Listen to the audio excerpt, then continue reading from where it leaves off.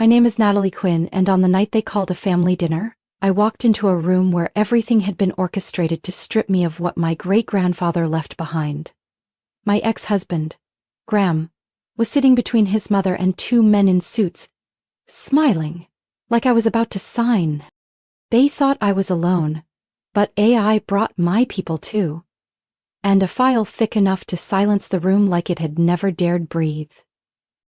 Have you ever been trapped by the very people you trusted most, only to realize love was the excuse, greed was the motive? If you've ever felt betrayed because of your kindness, hit like, subscribe to the channel, and share your story in the comments. Because what happened next was something I never thought I'd be strong enough to face, but I did, and now I'm going to tell it. 3 days after my great-grandfather's funeral, I still hadn't adjusted to his absence from the cabin outside Denver. No more jazz on the radio in the living room, no more faint scent of sawdust on the jacket he wore every evening, and no more calloused hand tapping my shoulder whenever I said I was fine. Miles Quinn wasn't a wealthy man from the start. He was a veteran, a carpenter, a man who built everything from nothing, including me, his great-granddaughter, after my parents died in a federal accident when I was 8. He used to say, "You don't need anything but 2 hands, a clear mind, and belief in your own worth." I thought I understood that, but it wasn't until he passed that I realized I wasn't ready for what he'd left behind. That morning, I went to the lawyer's office as scheduled. The small building sat in an aging business strip downtown. Didn't look like the kind of place that handled million-dollar matters, but the wooden sign out front read, "Joseph Halpern, attorney at law since 1978. Enough to know my great-grandfather had trusted him for a long time. I stepped into the office, still wearing the scarf that carried traces of the funeral. Mr. Halpern adjusted his glasses and stood to greet me, with a voice that was deep and dry but somehow warm. "Natalie, I'm truly sorry for your loss, but your grandfather left behind some matters that can't wait." Somewhere deep inside, I had a sense something wasn't quite ordinary. Even in his final days, my grandfather had carried a strange serenity, not sadness. Just eyes that sometimes seemed to be calculating something bigger than the time he had left. Mr. Halpern opened a drawer and pulled out a thick yellow envelope sealed with red wax. On the front, in my grandfather's handwriting, "Only open in Natalie's presence." My hands trembled slightly as he placed it in front of me. The scent of old paper mixed with something almost sacred made me hold my breath as I broke the seal. Inside were a 3-page handwritten letter, a notarized will complete with certification, a summary of assets, land in Aspen, the old house in Denver, 62% ownership in Quinn Timber Works, savings and investment accounts estimated at more than $3.6 million. And finally, a small bronze key, unlabeled. I couldn't speak.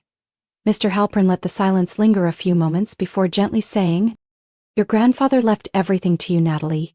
All of it. No splits, no proxies, no conditions." I looked up, my mouth dry. "But what about my aunt and uncle? And their kids?" He shook his head and slid the letter closer to me. He thought it through, and he made it very clear in his letter. I opened the letter. His handwriting appeared before me like his voice echoing in my mind. "To Natalie, the only granddaughter who ever sat through hours of my stories just because she loved hearing me talk about a crooked nail or a dull saw. If you're reading this, it means I'm gone. But don't cry. I've lived fully. I just regret not seeing you keep building. I didn't leave everything to you because I believe you'll spend it wisely. I did it because I know you understand what every dollar and every brick means. You never asked me how much I had. You asked what I started with. I know some people won't be happy. Some may try to convince you they deserve something too. They might use kind words, or the law. Don't panic. Let them show who they really are. Then strike back." I clutched the letter, feeling like he was still there, right beside me, not to shield me, but to remind me. True value doesn't need protection. It stands on its own. I turned to Mr. Halpern, voice still hoarse. "My grandfather planned all of this, didn't he? And if you want to know more, that key opens a safe deposit box at Community Bank number 72 in Aurora. I'm allowed to tell you this. What's inside isn't just financial documents. It's what he believed would help you see who's real and who isn't. Sure, here's a smoother and more natural revision. I didn't know whether to be afraid or relieved. But one thing was clear. I wasn't signing a single thing. No one was going to interfere. And I wasn't letting anyone make decisions in his name or mine. That night I came home late. Something about the kitchen felt different. Too quiet, too tidy. Graham was sitting at the dining table, holding a glass of red wine, the light catching on a new watch I'd never seen before. "You're back?" He looked up, smiling. "Everything okay?" I set my bag down, still gripping the unopened file from the lawyer's office. But he stood up, walked over, voice almost excited. "Was it inheritance stuff? Why did the lawyer call you in?" And I hesitated. He left me everything. The house, the land, company shares, savings accounts. Around $3.5 million. Graham blinked once, then smiled. Faster than I expected. "Wow, so you're officially a millionaire now." It sounded like a joke, but the gleam in his eyes wasn't subtle. "Do you have the paperwork? We should file with finance soon. Maybe there's a tax advantage." I looked him straight in the eye. "Are we?" Graham laughed, set his wine down, and stepped closer. "I mean, we're husband and wife, Natalie. We plan the future together. You don't have to carry it all alone." "Need my help? I'm great with asset reporting." I gave a faint smile, didn't respond, but inside something stirred. In 7 years together, Graham had never asked that many details about my finances. When I received my first project bonus from last year's interior design contract, he said, "That's awesome, babe," then changed the subject to booking flights to Maine. When I mentioned saving up to fix the roof, he nodded, and never brought it up again. But this time was different. He didn't ask how I felt after the funeral, didn't ask what my grandfather had said. He asked, "Where's the money? And want help filing?" I went upstairs, opened my laptop to check a few things, and instantly spotted something wrong. The joint account we used for credit card payments and home repairs had a dangerously low balance. I pulled up the transaction history, a series of withdrawals. One for $6,200 to Seed Cloud Exchange, a name that sounded suspiciously like a cryptocurrency investment platform. Another for $3,800, transferred into Graham's personal account, with no description. I texted him directly. "What were those recent withdrawals from our joint account for?" Not even a minute later, Graham replied. "Just moved some funds temporarily to handle a few urgent investments. I'll put it back soon, don't worry." I typed, "That was the money for fixing the roof. We agreed on this." There was a pause before he replied. But when I walked downstairs, he was already sitting there, trying to mask his irritation. "You don't trust me. Business is about seizing opportunities. You're always so scared of risk. That's why you're behind everyone else."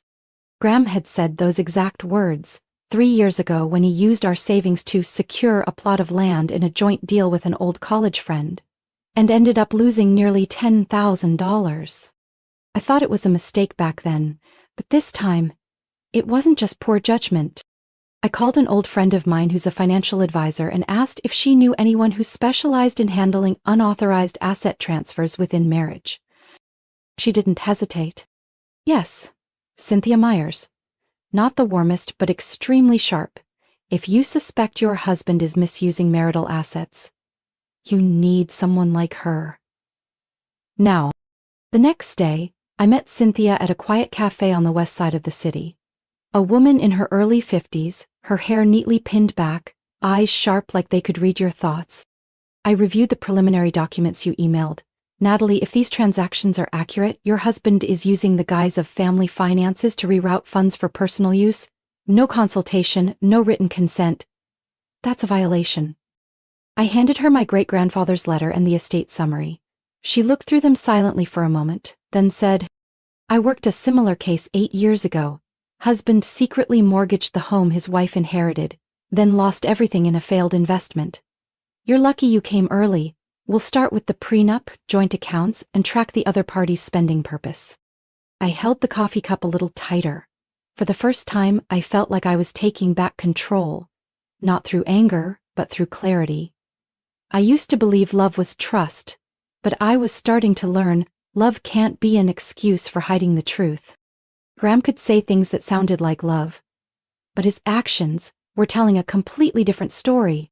I went to the bank on a cold, gray Tuesday morning, with the Denver sky coated in a thin layer of rust-scented dust. The small bronze key my great-grandfather left sat in my palm, heavier than any metal I'd ever held. It didn't just unlock a steel door. It opened a vault of memories, truths, and something I wasn't ready to name. The bank's safety deposit vault was in the basement. A staff member led me down, asked me to verify my identity and customer code 3 times, then took me to box number 304B. This box was leased by Mr. Miles Quinn for over 25 years, she said. Hardly anyone ever accessed it unless he came in person. He always unlocked it himself. I waited for her to leave before inserting the key. The lock clicked, heavy and deliberate. Inside, there weren't stacks of cash or gold bars like in the movies. There was an old wooden box, a few weathered leather envelopes, and a USB drive in a black velvet pouch with my name embroidered, Natalie. I took everything home. When I placed the wooden box on the kitchen table, Luna, my golden retriever, lifted her head, then laid it back down, like even she sensed today would be longer than usual. Inside were financial folders, handwritten notes, and one item that made my blood run cold. An audio recording stored on a small recorder labeled Garage Call, March. I plugged in headphones and pressed play. Graham's voice came through, clear but slightly echoey, like it was recorded in an empty room. If she signs we're good, we list everything in 2 months. The Aspen house will go quickly, especially if we break up the lot. The old man's wood furniture can sell at auction. There's already interest from someone in the antique circle. And if she doesn't sign? She will, trust me. Natalie's too emotional, doesn't know how to hold on to assets. I just need to steer the conversation at the right moment. I yanked the headphones out, couldn't even finish the rest. My whole body flushed like boiling water had been poured over me. Graham didn't know about the inheritance. He'd planned to strip it from me before I even saw the will, and more importantly, he wasn't surprised when I said I was the heir. He already knew, all along. I opened another file, labeled with a paper clip. Whitlow Land Dispute, 1997. Inside was a copy of a 2-year court battle between my grandfather's timber company and Graham's family business, Whitlow Forestry, Inc. The conflict: disputed logging rights on buffer land between 2 northern aspen forests. The last page had my grandfather's handwriting in blue ink. Don't push the lawsuit. They've got court insiders. But Miles, don't forget, they're not doing this for trees. They're doing it for land, for money. And if one day they come back through your granddaughter's circle, I could barely believe my eyes. Since marrying Graham, his family had never mentioned past conflicts with mine. They were distant, sure, but not openly hostile. Now I thought back. All those silent dinners with his mother, Joan. All the vague probing questions. Your great-grandfather must have left behind a lot to think about, huh? Old properties can be hard to manage, Natalie. Sometimes it's better to share. At the time, I thought she was trying to connect. But now, every word took on a completely different meaning. I opened the last folder. A leather envelope with a string tie. Inside was a birth certificate for Graham Elijah Whitlow. The mother's name: Samantha Delray, not Joan Whitlow as I had always been told. I sat frozen.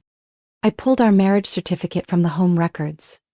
Graham had listed his mother as Joan Whitlow, but this birth certificate, bearing a notarized Ohio state seal, confirmed that the woman I'd called mother-in-law for 7 years was not his biological mother. A copy of Joan's old passport was also included. Her real name, Jolene Carter, previously prosecuted for identity fraud to receive medical benefits in 2 states. Graham's entire family had built a story, a respectable marriage, a seemingly simple love, to cover layers of history I'd never been allowed to access. I picked up the phone, my hand shaking but my voice steady as I called Cynthia. Cynthia, I found the recording. Graham discussed selling my grandfather's estate in advance, and there's proof his mother is using a false identity. I'm on my way, she replied, her voice shifting into full stalemate. We need to begin documentation immediately, and if you're willing, I'll bring in a legal investigator. Doubt was gone, so was every excuse I used to protect them. I saw the truth, and I wasn't looking away anymore. I picked up the USB in the velvet pouch, the one thing I hadn't opened yet, and walked upstairs, my mind starting to assemble the scattered pieces, the comments, the looks, the harmless details that weren't harmless at all. They were the living proof of a scheme I'd never dared to imagine, but had always been unfolding inside my own home. I began to shift my tone on a Wednesday morning when Graham walked into the kitchen with 2 cups of coffee, one for him, one for me, like always. He set the cup down on the table, kissed me lightly on the cheek, then asked casually, "Do you think maybe we should talk to a financial advisor? I mean, to smooth out the paperwork. You don't need to carry all of this alone, right?" I looked at him, keeping my smile soft enough to seem sweet. "I think so too. Do you have someone you trust?" Graham's eyes lit up almost instantly. "Of course. Someone I used to work with back when I was handling real estate in Seattle. Professional, discreet, and efficient. I can set up a meeting this weekend. I think it'll help you." "For you," he always said it like it was all for me. But I knew exactly who he was thinking about when he said that. Himself. I nodded, lifted the coffee cup to my lips, hiding the growing tension in my chest behind the bitter steam. On Friday, I arrived at the advisor's office Graham had sent me. A sleek building in a western suburb. The office was called Wexler and Hartman, Asset Optimization and Estate Structuring. Not exactly your average financial planning firm. The receptionist led me to a meeting room with light wood paneling, a large glass table, and windows overlooking a carefully manicured garden. On the table were 2 bottles of mineral water, a thick file, and a middle-aged man with salt and pepper hair who stood to shake my hand. "Pleasure to meet you, Natalie. I'm Alan Wexler. Graham's told me a lot about you." I sat down cautiously. "About my great-grandfather's estate, right?" Alan gave a friendly but not too friendly smile. "We specialize in helping couples manage significant inheritances without it disrupting the marriage. Sometimes asset imbalances can create unnecessary misunderstandings." I nodded politely, resting my hand on the stack of papers in front of me. "What is this?" "A proposal to establish a joint marital asset trust. Basically a structure that allows spouses to share usage and management of assets, ensuring protection for both parties, especially when ownership boundaries are still unclear." I flipped through a few pages. Legal jargon, dense clauses. But I'd come prepared. If I signed this, would Graham have co-management rights over my inherited estate? Alan smiled faintly, deflecting. "Just legal oversight. You'd still be the primary decision-maker, but it's much smoother when both signatures are available for managing large-scale assets." I looked at him, kept my voice gentle. "So that means to sell the Aspen house, only 2 signatures are needed?" Alan leaned back, fingers interlaced. "Exactly, and I'm sure Graham wouldn't move forward without your full agreement. I'll need time to review this if that's all right. I'm not used to reading contracts this complex." Alan responded immediately. "Of course, take it home. But I recommend discussing it with Graham soon. There are a few high-potential investments on the table right now. Timing is key." I took the file, stood, shook his hand again, careful not to reveal anything beyond what looked like good faith. But in my mind, every word, every dodge, was slotting neatly into a growing case file. That night, Graham made lemon chicken breast, the dish I'd once complimented early in our relationship. The dining lights were dimmed just enough, soft jazz playing from the Bluetooth speaker. It was like he was staging the perfect scene for a collaborative moment. "What did you think of the meeting?" I asked while slicing into the meat. "Alan's a good guy, and I think if we both co-sign that trust, everything becomes easier. No one questions it, no messy paperwork later, and most of all—" He paused, looking at me like he was saying something profound. "We won't have any secrets." I sipped my wine, replying in a feather-light voice. "Maybe you're right, I'm tired of all this, too." Graham's eyes lit up. He leaned in quickly. "I'll call Mom then. She'll be thrilled to hear you're on board. She suggested a simple dinner next Sunday. Said it would be family only." I tilted my head slightly. "Should I bring anything?" "Bring the contract Alan gave you. I'll handle the rest." I left the table, went to the office, pretended to be looking for documents, then quickly texted Cynthia. Next Sunday. They'll lay all their cards down. I'll pretend to consider the trust, get everything ready. She replied in less than a minute. We've already got someone monitoring Wexler and Hartman. You just stay in character. I turned off the screen, pulled the contract from my bag, and left it on the desk as if I was seriously weighing it. On the cover I wrote a small note in blue ink. Barely visible unless you knew where to look. Sunday night, 7 p.m. Be there and bring the truth. Sunday evening it rained lightly. Droplets thudded on the windshield as I parked outside Joan's house. My mother-in-law. The warm glow of the living room lights filtered through the windows, making the place look like an ordinary family gathering. But I knew better.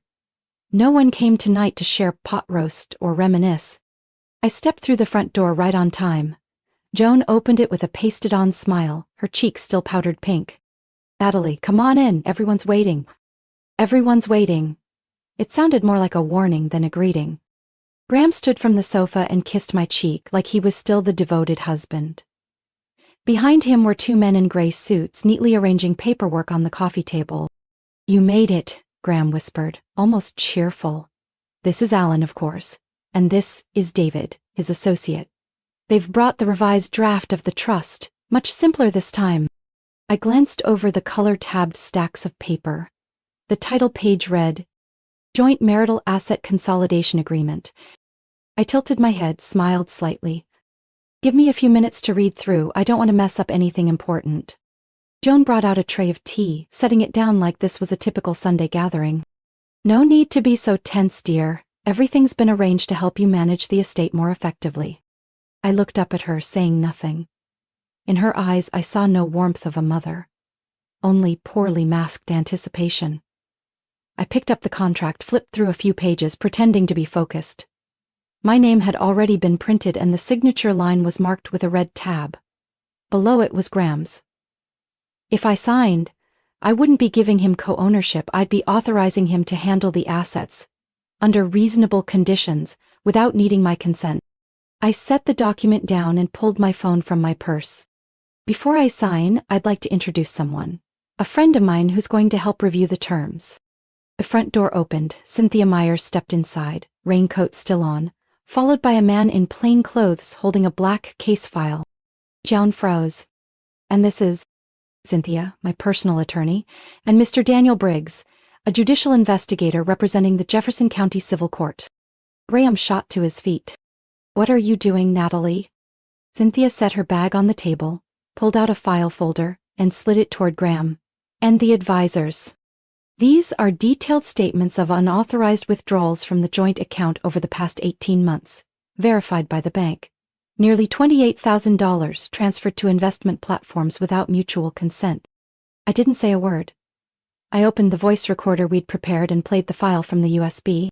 Graham's voice came through clearly, cold and deliberate. If she signs, I'll liquidate everything within 3 months. The old man's furniture can go in lots and we'll split the Aspen land. The sooner the better. I stopped the playback right as the advisor, Alan, reached for his teacup. His hand froze mid-air, then slowly lowered the cup in silence. Graham stammered. That. You misunderstood that. That was hypothetical, just planning in case you agreed. That's not what I meant.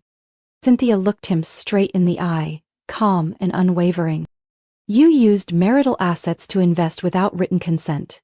You used deceptive language, captured on recording, and you attempted to pressure my client into signing a document that could constitute asset transfer under fraudulent pretenses. Daniel, the investigator, nodded and pulled a large envelope from his case.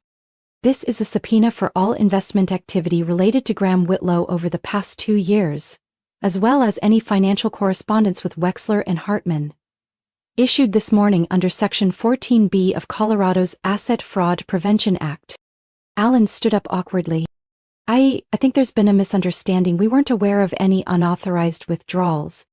That will be for the court to determine, Cynthia cut in, her expression unchanged. Graham turned to me, voice breaking. You set me up? No, Graham, you set yourself up. Joan froze in the middle of the room, the tray still suspended in her hands. I turned to her, gently but firmly. You're not my mother-in-law, and you know that. The documentation verifying your true identity will be submitted to the court this week. I suggest you don't interfere further. The sound of rain tapping against the windows and the steady pounding of my heartbeat filled the room. Heavy, but solid. As if, for the first time in years, it was beating to its own rhythm again. I stepped forward and placed the contract they'd given me on top of the stack Cynthia had laid out. I won't be signing, and I won't stay silent. You can walk away now, or let it play out in a public hearing. It's your choice. I don't remember exactly how I walked out of Joan's house. I only know that when the door shut behind me, the rain was still falling on my car roof, and what I felt wasn't anger or pain, but a kind of silence that reached deep. I sat in the car for a long time, letting the cold fog the windshield. Luna, my golden retriever, lay quietly in the back seat, lifting her head when I sighed, as if she too sensed this wasn't just a moment of rage, but the collapse of an entire life I had once tried to build. Right there in that living room, I had handed Cynthia another piece of evidence, a copy of a forged transfer form bearing my name, signed by Graham, diverting funds from our roof repair savings into an untraceable crypto platform. The transaction had been made from his personal device while I was attending a design seminar in Chicago, over 1,000 miles from home. The question I had quietly carried for 2 years, why hasn't the roof been fixed when we already saved up for it, finally had a clear answer.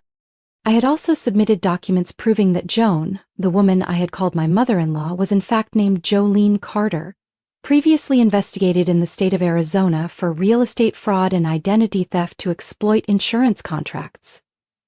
She had changed her name, moved to Colorado, and legitimized her new identity by marrying Graham's father, after his memory had begun to deteriorate. I had believed she was cold but within bounds. Turns out she was the first link in a chain of deception in which I was merely the final target.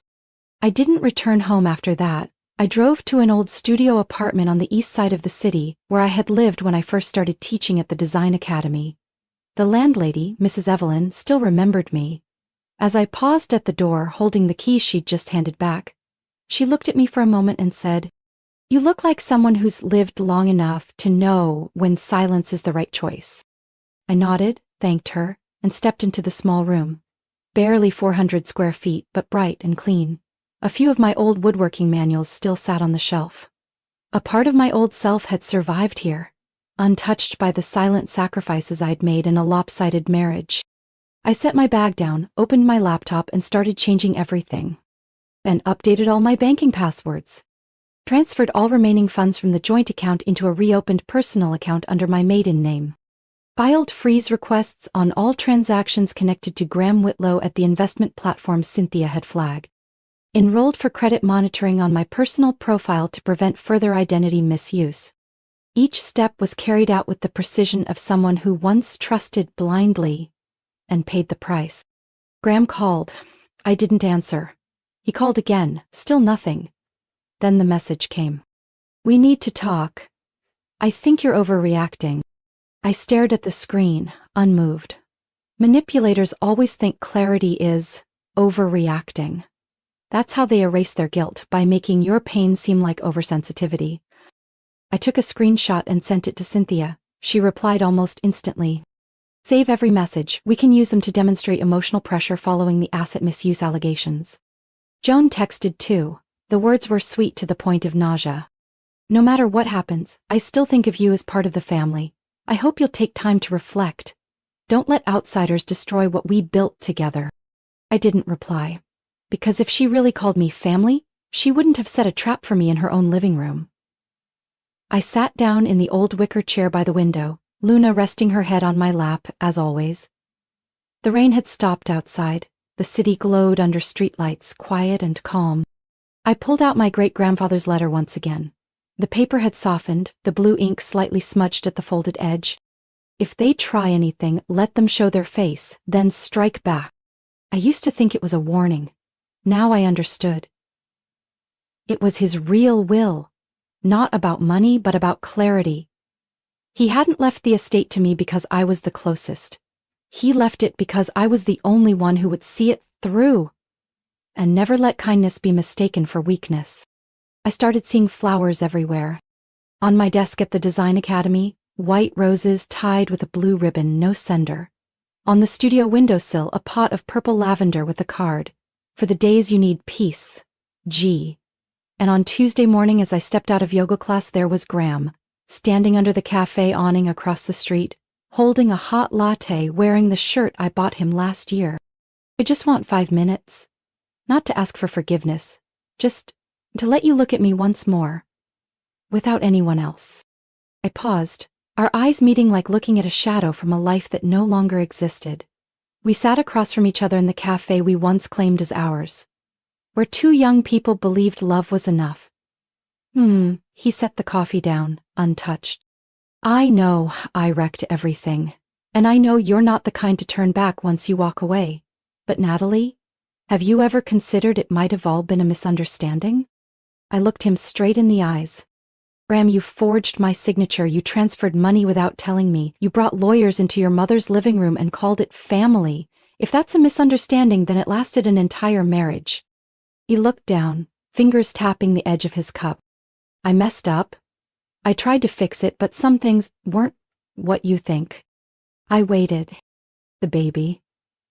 It wasn't from a relationship, it was a mistake. I only slept with her once. She said she was protected. I didn't know. I wasn't trying to hide it. I just didn't know how to say it. I let him sink in his own excuses, like a man trying to cross a frozen lake already cracking beneath him. And about the baby's name. I know you wouldn't like it, but I just wanted to keep a part of you. You used to tutor her. You helped her pass her finals. My chest tightened. I could feel my pulse pounding in my ears, but my voice remained steady. You named your child after me? Middle name? Nathaniel. I clenched my fingers around the lukewarm tea, not because of the child, but because of how Graham twisted everything into a performance of false virtue. As if using my name to anchor the consequences of betrayal was some kind of tribute. And now what do you want? Just a chance to make things right. You can keep everything. I won't touch the assets. I just hope you'll reconsider going public. The baby isn't to blame. She shouldn't be affected by what happened between us. I let out a quiet laugh, then stood, grabbed my bag and looked at him one last time. I'll be filing for divorce tomorrow morning. All assets will be frozen by court order. Any contact from you directly or through anyone else will be handled by my attorney. Graham jumped up. Natalie, please, we had 7 years together. You don't get it. For 7 years I thought I had a husband. Turns out, I was just the wife of an investment plan. The next morning I sat in Cynthia's office, signing page after page of divorce papers. The overhead light reflected off the sheets like it was peeling back every promise ever made. Are you ready? Cynthia asked, eyes still on the documents. I don't know what ready means anymore, but I know I'm not going back. She signed the confirmation. Good. I'll file it before 10. Starting today, all accounts, properties, and ownership tied to Graham are legally excluded from any claim. I signed the final page, feeling like I was closing a contract I never should have entered to begin with. I returned to the family house on a spring morning when the snow had finally melted and the maple trees out front were sprouting new buds. The wooden door creaked as I turned the key, but this time, no fear or confusion waited behind it. I stepped into the old living room where my great-grandfather used to sit every morning with his coffee and the AM radio. The faint scent of sawdust still clung to the floors. In the left-hand corner, the woodworking tools he left were still tucked into their wooden drawer.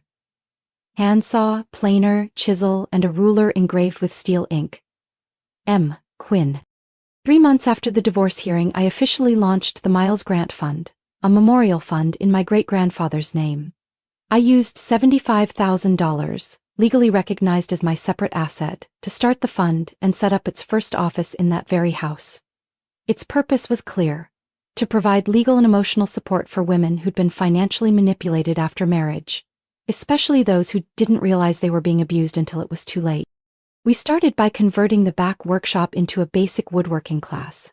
Women only. No experience needed, no explanation required. As long as they wanted to learn how to hold a saw and stand on their own 2 feet. I didn't expect 12 sign-ups for the first class. A silver-haired woman named Eleanor, a retired banker, shared that her ex-husband had coerced her into signing over property by threatening to just sell it off anyway. A young woman named Marissa, only 24, had fled a relationship with a boyfriend 10 years older who demanded all her passwords and blocked every unnecessary contact.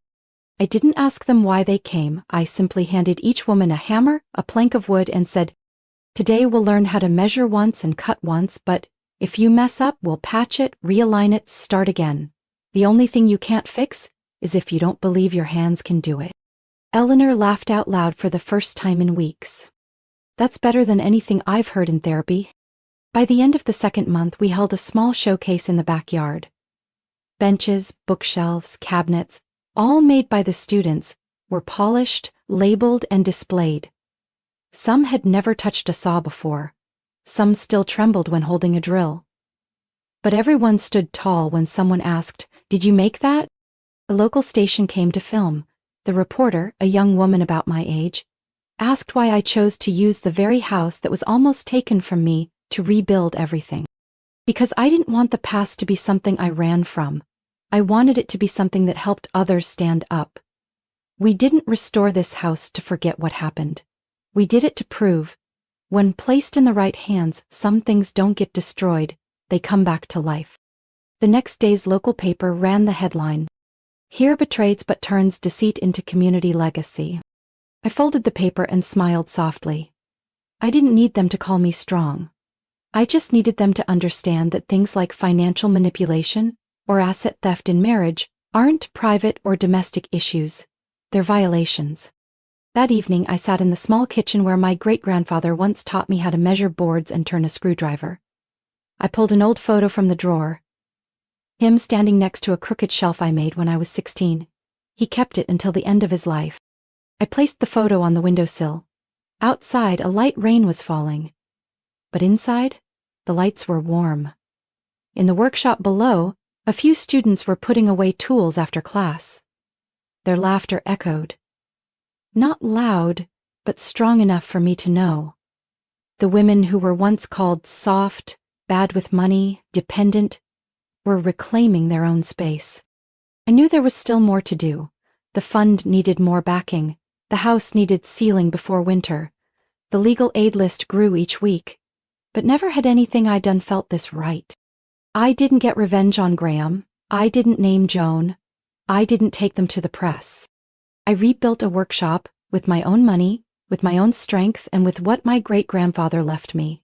Not in an account, but in how I understood what I deserved and what I didn't.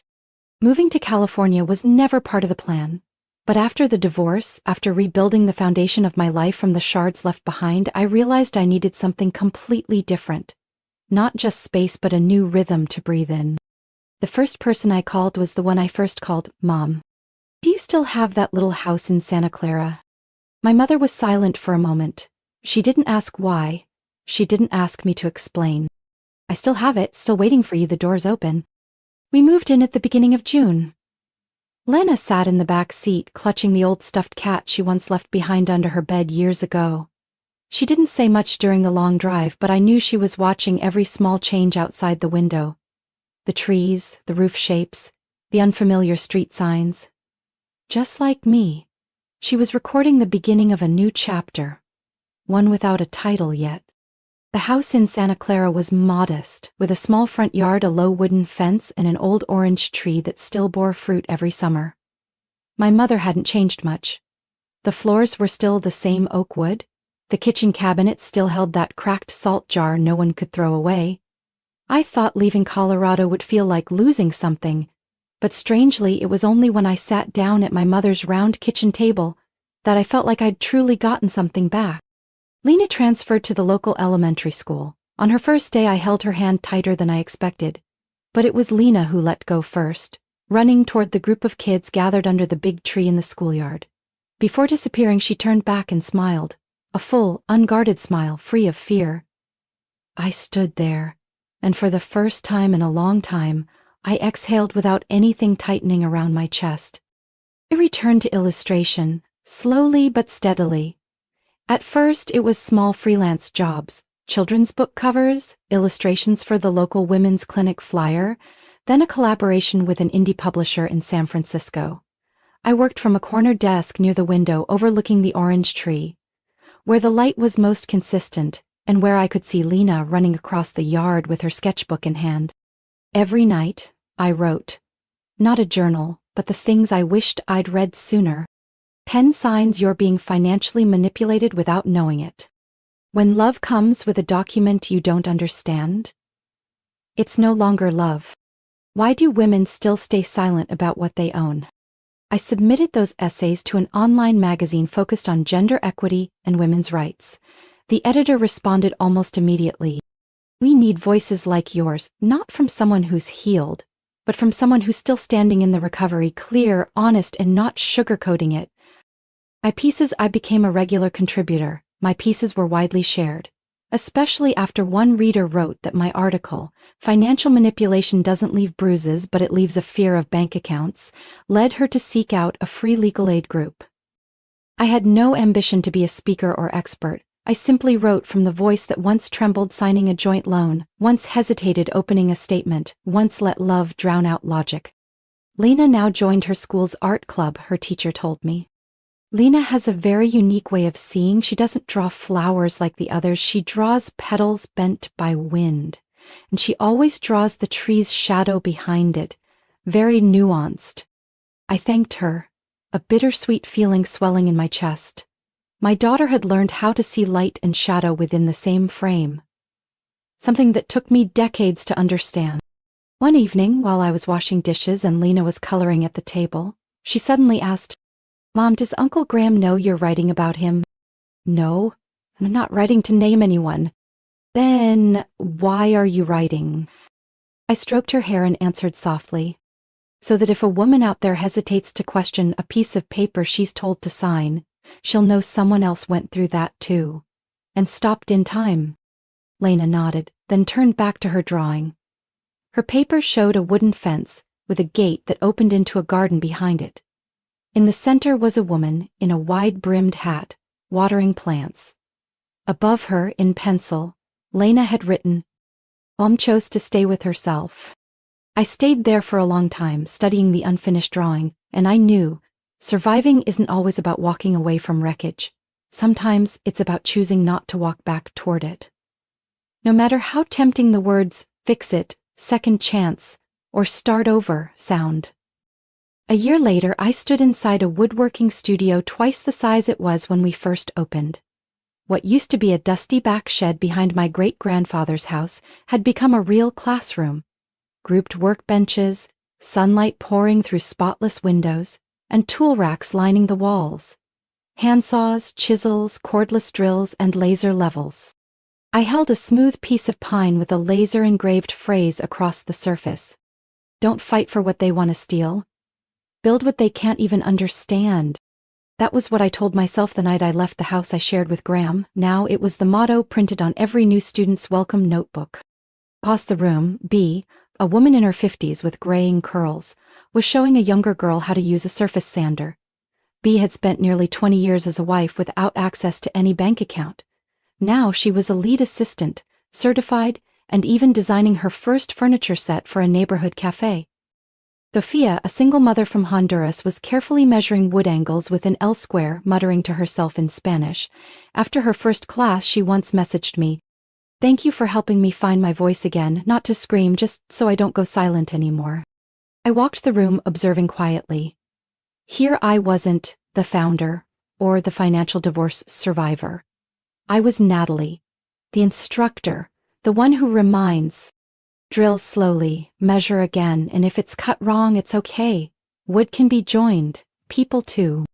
I came to a table where May, a young woman with full-sleeve tattoos, was struggling with a scratched plank. It was her second week. "I think I'm done," May sighed, staring at the uneven surface. "Why?" I asked, sitting beside her.